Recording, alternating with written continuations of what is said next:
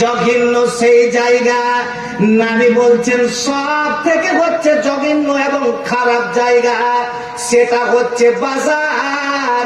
কারণ বাজারে শয়তান থাকে। এরে আল্লাহর বান্দা বান্দিরা, আজ তোরা নেকির জায়গাতে আসার জন্য যে তোরা প্রস্তুতি নিয়েছিলি যে আমরা নেকি করব, কারণ ইবলিস মালাউন শয়তান এ জানে যে মানুষকে কেমন করে আমার সঙ্গে নিয়ে যাব, কেমন করে জাহান্নামে নিয়ে যাব, কেমন করে আমার বন্ধু বানাবো। চল চল, ওই যে মৌলানা নজরুল ইসলাম সে মাওনা থেকে এসেছিল, ভাঙ্গারা বিশনপুর থেকে এসেছিল, ও বেচারা জালসায় এসেছিল, কিন্তু শয়তান এমন একটা ফর্মুলা করলো, চল জালসা তো অনেকদিন শুনতে পাবি, কিন্তু এই সুযোগটা দোকানের সুযোগটা পাবি না। এ কি তোমার খেলা, কি তোমার খেলা, তুমি রং বিরঙের খেলা দেখাও দুবাইয়া ভেলার কি তোমার খেলা। এবার শয়তান মানুষের পিছনে লেগে গেল, চল নেকির জায়গাতে যেতে হবে না, এবার সুযোগটা নেই, এই দোকানটা অন্যদিন আসবে না। আমি দয়া করে বলছি বাবা, এ আমার মায়েরা, এ আমার বোনেরা, আজ যারা সেই বাজারে আছো, দোকানে আছো, খবরদার শয়তানকে তোমরা আনন্দ দেবে না। এখনো তুমি ফিরে যাও, শয়তানকে অপমান করে শয়তানের মুখে লাথি মেরে ঝাঁটা মেরে তোমরা ওখান থেকে এক্ষুনি ফিরে যাও। ভাইজান আমার, সেই দেখুন মেয়েটা ঘরে বসে বসে সুন্দর করে কোরআন ফেলে দিয়ে কোরআন পড়তে আছেন, রিসার্চ করতে আছেন। এবার এদিকে মা এবং বাবা, এদের দুইজনের কথা মেয়ের কানে চলে গিয়েছে। কারণ যেমনই বলা যে নবী বলেছেন তোমার মেয়ের সঙ্গে আমার বিয়ে দিতে হবে, যেমনই বলা সেই বাড়ির মালিক সেই আনসার হাজরাতে জোলাই বিবের যেমন চেহারাতে চোখ পড়া একেবারে চমকে গিয়েছে। এ কেমন ব্যাপার হয়ে গেল? নবী বলছেন আর জামাই এমন চেহারা, এই জামাই আমি কেমন করে আমার মেয়ের সঙ্গে বিয়ে দেব? যেহেতু আল্লাহ রাব্বুল আলামিন আমার মেয়েকে এত সুন্দর করে আল্লাহ আমাকে পৃথিবীতে দিয়েছে, সেই মেয়ে হচ্ছে কোরআনের হাফেজ এবং সে আলেমা, এত সুন্দর আল্লাহ আমাকে মেয়ে দিয়েছে। কিন্তু ভাইরে আমার, আজ বর্তমান জামানায় যদি কাউরির মেয়ে হয়ে যায় তাহলে বিশাল ঝামেলায় পড়ে গেল। কেন বা ঝামেলায় পড়বে না? এখন যে নিউ মডেল জামানা, যাদের ছেলে পৃথিবীতে আল্লাহ 4-5টা দিয়েছে, এরা যে বেশ খুশি মেয়ের বাবার কাছে টাকা পাবো। এরে হতভাগা, আর যদি তোমার মনে এটাই হয় তাহলে জেনে রাখো আল্লাহর সামনে গিয়ে তুমি দাঁড়াতে পারবে না। আল্লাহর সামনে তোমার সেই দিন কোনো চাকা চলবে না। কারণ ভাই আমার দেখুন, ওই একজন আল্লাহর বান্দা, আল্লাহ রাব্বুল আলামিন তাকে এক এক করে 5-6টা মেয়ে দিয়েছিলেন।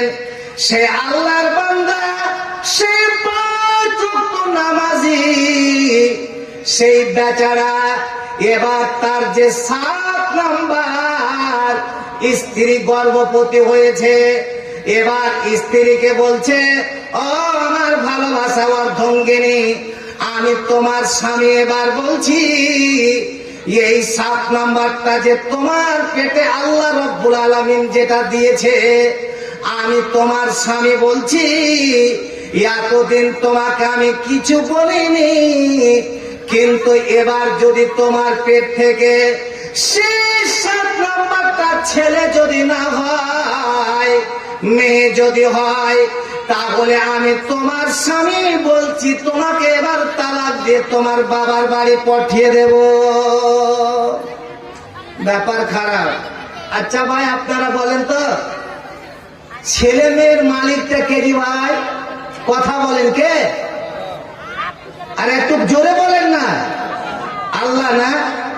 আচ্ছা, আপনাদের এই মানিকনগরে এরকম কারি ছেলে নাই, শুধু মেয়ে আছে, কেউ এরকম আছে? আছে কি না? আচ্ছা, গ্রামে কেউ বলে না, আরে ওই বাড়িতে কেউ বিয়ে করিস না, কারণ ওর সবই মেয়ে, বিয়ে করলে তোরও মেয়ে হবে? এরকম হয় নাকি? যার মেয়ে হয়েছে তাহলে ওর মেয়েকে বিয়ে করলে আবার মেয়ে হবে? একবার এটা ভুল ধারণা। আরে আপনাদের সামনে আমি তো মডেল তৈরি আছি, দেখতে পাচ্ছেন? আমার শ্বশুরের এক এক করে 5-5টা মেয়ে, একটাও ছেলে নাই। তো আমি তো বিয়ে করেছি, আল্লাহর রহমতে আল্লাহ আমাকে 3-3টা ছেলে দিয়েছে, একটাই মেয়ে। তাহলে কি করে হলো? তাহলে ছেলে মেয়ের মালিক কে? এখনই আগে বলেন কে? কথা বলেন, কে? স্বয়ং আল্লাহ। এবার যখন বলে দেওয়া, স্ত্রীটার চোখ দিয়ে ঝরঝর করে জল ঝরে যাচ্ছে। ভাইজান আমার, ক্যাসিডে শুনেছেন বাংলাদেশের একটা বক্তা, নাম নেব না, নাম নিলে ওরা গাল দেবে আমাদের, কিচ্ছু না, শুধু গাল দেবে। একটা জালসাতে বেশি নেই না, ৭৪,০০০ টাকা একটা প্রোগ্রামে নেই বক্তাটা। এই ঘটনাটা কি বলছে? ঘটনা হচ্ছে এরকম, আপনাদের শোনাবো। আপনাদের ভালো লাগছে না? লাগে না? বসে থাকেন। একটু যদি আপনারা আগে আসেন, পিছনে অনেকগুলো দাঁড়িয়ে আছে, একটু দয়া করে আপনারা চলে আসুন, ওরাকে বসার সুযোগটা করে দেন। চলে আসুন তো মা বোন, তোমরাও একটু সরে যাও আর বসার সুযোগটা দাও, যেন বারবার বলতে না হয়। এবার বলছে বড় পীর আব্দুল কাদের জিলানী, আল্লাহ রে আল্লাহ, ইনার নাম বলছে যে মেয়েটা কাঁদছে, কাঁদতে কাঁদতে রাস্তা দিয়ে যাচ্ছে। আব্দুল কাদের জিলানীর ছোট ছেলে, এই ছোট ছেলে নয়, এই আবার ভণ্ডরা বলছে আব্দুল কাদের জিলানী মায়ের পেটে 10 পারা কোরআন মুখস্থ করে নিয়েছিল। নাউজুবিল্লাহি মিন জালিক।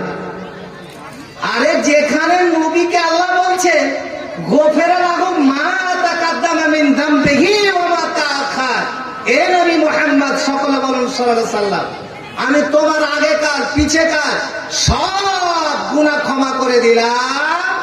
সেই নবীকে মায়ের পেটে 10 পারা কোরআন মুখস্থ করালো না, আর আব্দুল কাদের জিলানী মায়ের পেটে থাকা অবস্থায় 10 পারা কোরআন মুখস্থ করে নিয়েছে। নাউজুবিল্লাহি মিন জালিক। শুধু কোরআন নয়, একজন বক্তা উত্তর দিনাজপুরের ইটাহারে ওয়াজ করছে, বলছে একটা মেয়ে ছেলে খুব কান্না করছে। বড় পীর আব্দুল কাদের জিলানী বলছে, মা তুমি কেন কাঁদছো? বলছে, বাবা আমাকে আল্লাহ একটাই ছেলে দান করেছিল, ছেলেটাকে কষ্ট করে মানুষ করলাম, হঠাৎ আমার ছেলেটা মারা গিয়েছে। আব্দুল কাদের জিলানী বলছে, মা তোমাকে চিন্তা করতে হবে না। কেন মা তুমি কান্না করছো?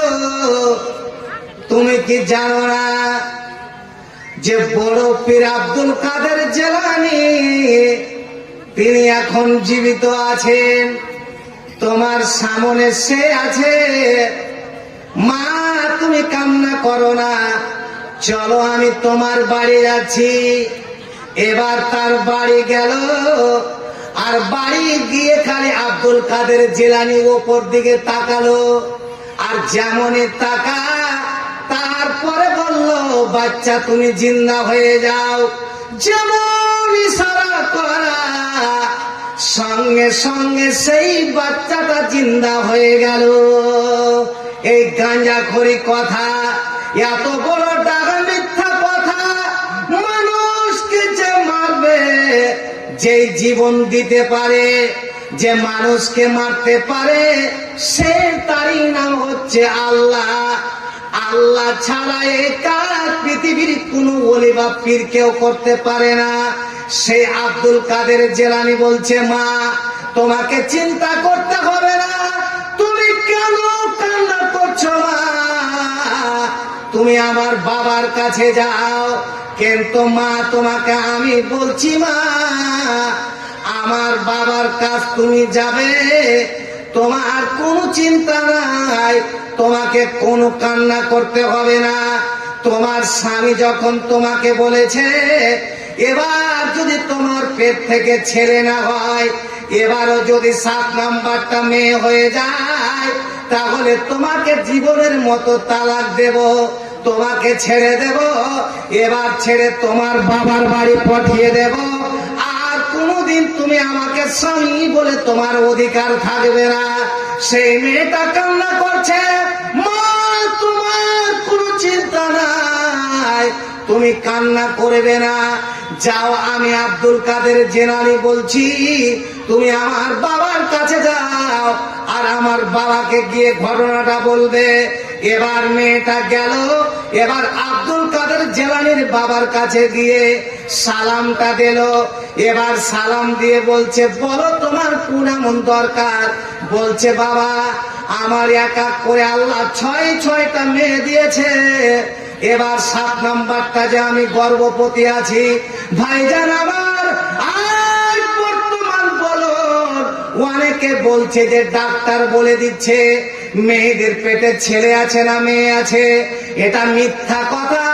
কারণ চলো আল্লাহর কোরআন বলছেন 5টা জিনিস আল্লাহ ছাড়া পৃথিবীর কোন মানুষ জানে না। সেই যতই বড় পীর হোক না কেন, যতই বড় আউলিয়া হোক না কেন, তার মধ্যে আল্লাহ বলছেন মা ফিল আরহাম, মেয়েদের পেটে। অর্থাৎ যখন আল্লাহর কোরআন বলছেন ইয়াখরুজু মিন বাইনি সুলবি ওয়াত তারায়েব, যখন স্বামী স্ত্রীর মিলামিশা হয়, আল্লাহর কোরআন বলছেন ছেলেদের পিঠ থেকে, মেয়েদের ছাতি থেকে, এই 2 জায়গা থেকে বীর্য তৈরি হয়। এবার যখন ভেঙে যায়, এবার কোন ডাক্তার হোক, যতই বড় ডাক্তার হোক, এখন যখন মেয়ের পেটে বীর্য গেল, এবার দেখা যে পেটের ছেলে না মেয়ে, তবে বুঝবো ডাক্তার সিয়ানা। তখন বলুক না, কখন বলছে? যখন বাচ্চাটা মায়ের পেটে যখন পূর্ণ হয়ে গিয়েছে, ঠিক তখন ডাক্তার বলতে পারছে ছেলে হবে না মেয়ে হবে। তার আগে বলতে পারবে? কোরআন তো বলছে মাফিল আরহাম, মায়েদের পেটে বোনদের পেটে কি আছে একমাত্র আল্লাহ ছাড়া পৃথিবীর কোন মানুষ জানে না। মেয়েটা গিয়েছে, কি হয়েছে? ঠিক যেমন বলা যায় আমার 6টা মেয়ে হয়েছে, লাস্ট যদি আমার মেয়ে হয়ে যায়, আমার স্বামী তালাক দিয়ে আমার স্বামীর বাড়ি পাঠিয়ে দেবে। এমন জোরে লেগেছে, মেয়েটা থরথর করে কাঁপতে লেগেছে। ওখান থেকে ফিরে চলে আসছে, মেয়েটা কাঁদতে কাঁদতে আবার আব্দুল কাদের জিলানীর সঙ্গে দেখা। ওই মা কেন তুমি কাঁদছো? বলছে, বাবা তুমি আমাকে এমন একটা লোকের কাজ পাঠিয়েছ, আমি শুধু কথা বলা এমন ভাবে রেগেছে, আমি ভয়ে থরথর করে কেঁপে চলে আসলাম। বলছে, মা আমি তোমাকে আবার বলছি ফিরে যাও। বলছে, বাবা তুমি একজন ছোট ছেলে, তোমার কথা শুনে আমি আর যাব না বাবা, কারণ যেমন সেই লোক এবার আমাকে মেরে দেবে, অতএব বাবা আমি কোনো কৌশলে তার কাজ যাব না। বলছে, মা আমি বলছি প্লিজ দয়া করে মা, তোমার উপকারের জন্য বলছি দ্বিতীয়বার যাও। এবার যখন গিয়েছে, ঠিক এবার লেগেছে, এবার বেচারা কাঁদতে কাঁদতে চলে যাচ্ছে। এবার মেয়েটার সঙ্গে আবার আব্দুল কাদের জিলানীর সঙ্গে দেখা। মা তুমি কেন কাঁদছো? বাবা তোমাকে বললাম আমি যাব না, কিন্তু তুমি জোর করে পাঠালে, বলছে আবার যাও, বলছে না আমি কসুকালে যাব না। এবার ওই আব্দুল কাদের জিলানী সেই মেয়ে ছেলের হাত ধরে তার ওখানে নিয়ে গিয়ে বলছে, বাবা তুমি কেন মেয়েটার উপর রেগেছ? বলছে আব্দুল কাদের জিলানী, বাবা তুমি জানো না, আমি যখন প্রথমবার ঝাঁকনে নিয়েছিলাম, প্রথমবার রেগেছিলাম, ওই রাগার কারণে তার বাড়িতে যে ছয়টা মেয়ে আছে, ওই ছয়টাই মেয়েকে আমি রাগার জন্য ছেলে বানিয়ে দিয়েছি।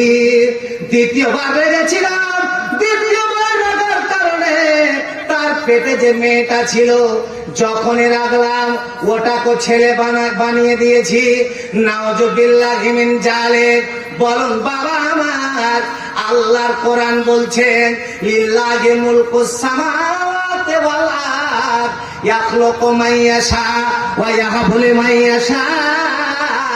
আল্লাহ রাব্বুল আলামিন বলছেন পৃথিবীটা হচ্ছে আমার হাতে, আমি আল্লাহ মানুষকে পৃথিবীতে পাঠাই। কাউকে আমি ছেলে দান করি, কাউকে মেয়ে দান করি, কাউকে ছেলে মেয়ে দুই গুলো মিশ্রিত করে দান করি। তারপরে আল্লাহ বলছেন আমি লাস্টে অনেকেই ছেলে মেয়ে দিনে অর্থাৎ আমি বাঁজা বানিয়ে দিই।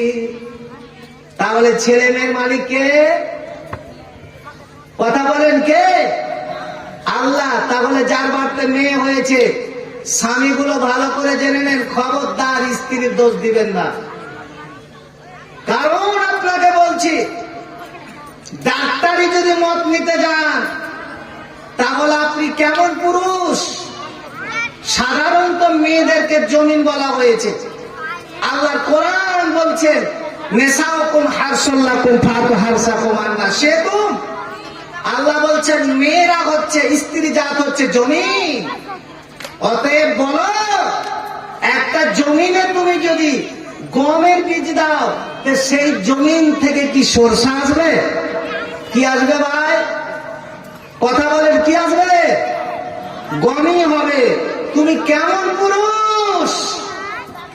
স্ত্রীর দোষ দিচ্ছ, এতে একটা জমিন।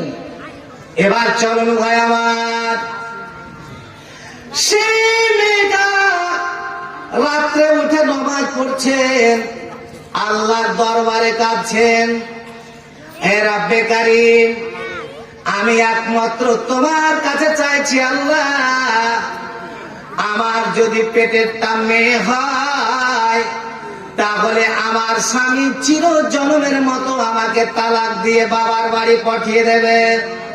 সেই স্বামী আল্লাহর বান্দা বেচারা এশারের জামাতে নামাজ পড়ে, এবার দোয়া পড়ে ঠিক বিছানায় ঘুমিয়েছেন। এমন সময় সেই তাকে স্বপ্ন দেখাতে লেগেছে। স্বপ্ন দেখছেন, আমার কাছে দুইজন ফেরেশতা আসলো, এসে আমাকে উঠালো, এবার উঠিয়ে আমাকে জাহান্নামের দিকে নিয়ে যাচ্ছে। জাহান্নামের হচ্ছে 7টা গেট।